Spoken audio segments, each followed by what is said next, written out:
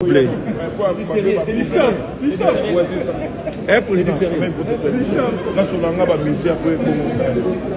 C'est du série. Ouais. Ben voilà, on continue avec Christine Belenga. Je suis avec AJJ, c'est l'homme actualité. Oh, le lobby à Ningis Internet. Batunion so va se déranger. Pourquoi AJJ Tikali Babia 12 Wenge Tezanini. Les losco AJJ yo atterrissage français. Nakati aéroport Roissy Charles de Gaulle, précisément en France. Bonjour AJJ. AJJ ba fan non sur la maison mère ba otala et puis ba mourir à la bonne musique. Et puis na ba fan na yo ba ni nakayo pour son président. Vous appelez leader où vous avez déjà à Kati à Paris. Message pose en nous. Et puis qu'est-ce qui est arrivé AJJ Atik à la Éthiopie. On a un seul message en fait. Okay. On veut jouer les concerts. On n'a pas encore joué les concerts. Donc c'est du sérieux en fait. Donc Arena Grand Paris, c'est du sérieux. Merci. Arena Grand Paris, c'est du sérieux. Merci. Voilà, il s'appelle AJJ. C'est les ceux qui au Lobamingité. Message pena et aux amis pour l'embattre. Message là, il a montré mon son. Aïe, le 15 février. Basome langai babi ba dérangement nyonso na suite depuis qui ça je suis là maintenant c'est du série en fait Arena Grand Paris c'est tout rendez-vous le 15 février yala ba yo nyonso ba linga jani c'est le ba ya kokuta ye mais après toi na biso moko atapé médecin oasis na ba musicien Chikito Papa Paradis. Merci Chikito Papa Paradis, les rendez-vous c'est one. C'est juste le 15 février, Arena Grand Paris, c'est du sérieux. On peut juste avoir mon morceau et avoir Nayo, s'il te plaît. J'ai pas encore joué la musique, donc c'est du sérieux. On va se voir là-bas le 15. C'est le rendez-vous. D'accord. Merci beaucoup. C'est les AJJ. Boluka qui a AJJ, va doit déclarer AJJ à Paris. AJJ, vraiment, à Paris. Président Gospito, dégâts matériels. Tout le monde a misé série par série. Donc, comme ce qu'on a espoir que concert au Bétama ou une musique au grand complet. On a évité un message dans les AJJ c'est février. Donc, c'est nous qui arrivons à Grand Paris. Premièrement, on a dit qu'il soutient toujours à Goma, l'Est du pays, que nous compatissons ensemble avec vous. Les deux mecs, il y a tous les fanatiques qui ont oh non, ça sont billets. L'organisation vient de nous, de la production. Tous les Congolais, Africains, surtout Ayana Draplé Naye, le 15 février. C'est samedi, on a Draplé Nayo, on coûte à la porte des cagnottes et aux Alavana, contribuer de Tchamabunza. Concert à samedi, et la ligne de la messe et la mandala.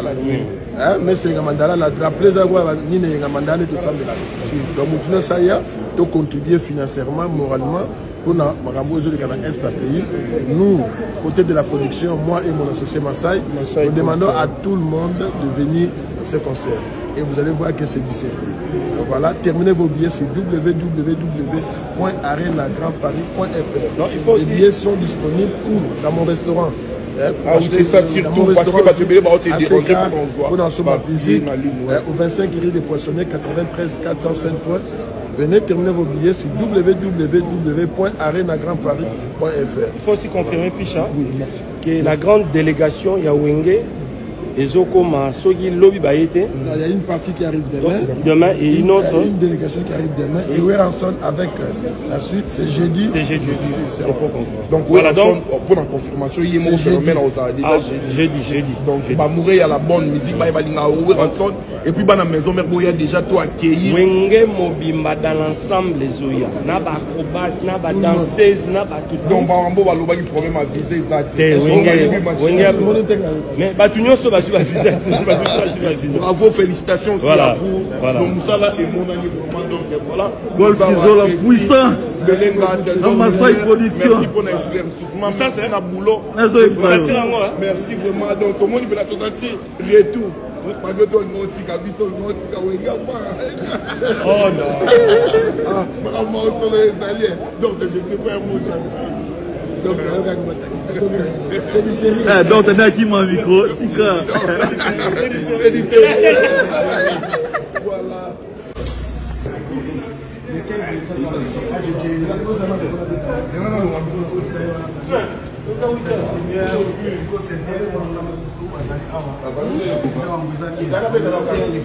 Tout le monde, tous Arena Grand Paris, tout le monde.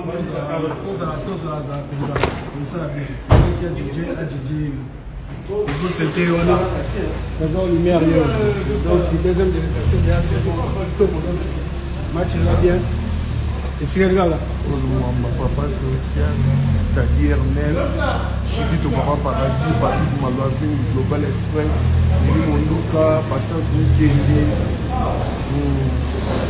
Voilà, deuxième délégation, Tata Fouamoua, donc un petit jour, la matériel, voilà. Il y a eu une part. Pas la basket, chameau basket, des continents.